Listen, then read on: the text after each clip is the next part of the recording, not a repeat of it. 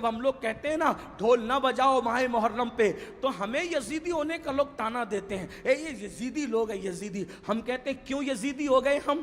ہاں ہمارا حال تو یہ ہے کہ ہمیں ناسبی اور خارجی اہل بیت کا ذکر سن کے ہمیں رافضی کہیں، اور آپ کو ڈھول کے لیے منع کریں تو آپ ہمیں یزیدی کہیں.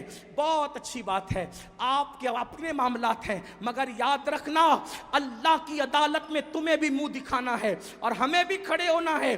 ہم حق بات کہہ جائیں گے. کیوں ڈھول بجاتے ہو محرم میں؟ کیوں ڈھول پیٹتے ہو محرم میں؟ کیوں چڑھاوے چڑھاتے ہو بتوں کی طرح معاملات کر کے؟ تو آپ کہیں گے محبت ہے محبت. ہم نے کہا کیوں محبت ہے؟ جن کی شادیوں میں ڈھول نہیں بجے ان کی شہادتوں پہ ڈھول بجاتے ہو بے شرمو. آپ بتائیں مجھے کوئی ثابت کر سکتا ہے امام حسن کے نکاح پہ ڈھول بجا، امام حسین کے نکاح پہ ڈھول بجا؟ جن کی شادیوں میں ڈھول نہیں بجے ان کی شہادت پہ ڈھول بجانے کا جگر لاتے کہاں سے ہو؟ کہا نہیں نہیں یہ عشق اور محبت ہے. ہم نے کہا اگر یہی عشق و محبت ہے، اگر یہی تقاضۂ محبت ہے کہ علی اکبر کے جسم کے جس دن ٹکڑے ہوئے ہوں، جس دن اللہ اکبر امام حسین کے سر کو نیزے پہ اٹھایا گیا ہو، جس دن بیویوں کی چادریں چھینی گئی ہو، اگر اسی دن ڈھول بجانا تقاضۂ محبت ہے، اللہ کسی کو وہ دن نہ دکھائے جس دن تیرے بیٹے کا ایکسیڈنٹ ہو اور تیرے بیٹے کا جوان بیٹے کا جنازہ اٹھ رہا ہو، اس وقت تو ڈھول بجانا.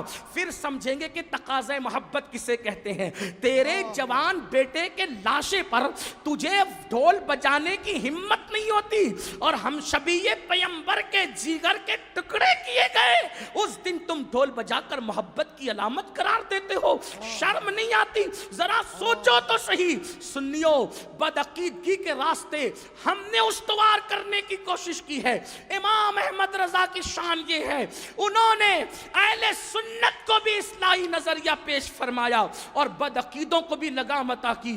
کم نصیبی یہ ہے ہم نے بدعقیدوں کے معاملے میں اعلیٰ حضرت کا موقف تو پیش کر دیا، لیکن اہل سنت کی اصلاح کے لیے انہوں نے جو باتیں پیش کی کہ ہم نے اس کی ہمت کی، اس لیے کہ ہم تو سوچتے ہیں فلاں صاحب ناراض ہو جائیں گے، فلاں صاحب. یاد رکھو قرآن کہتا ہے واللہ ورسولہ احق ان یرضوا، اللہ اور اس کے رسول زیادہ حقدار ہیں کہ ان کو راضی کیا جائے.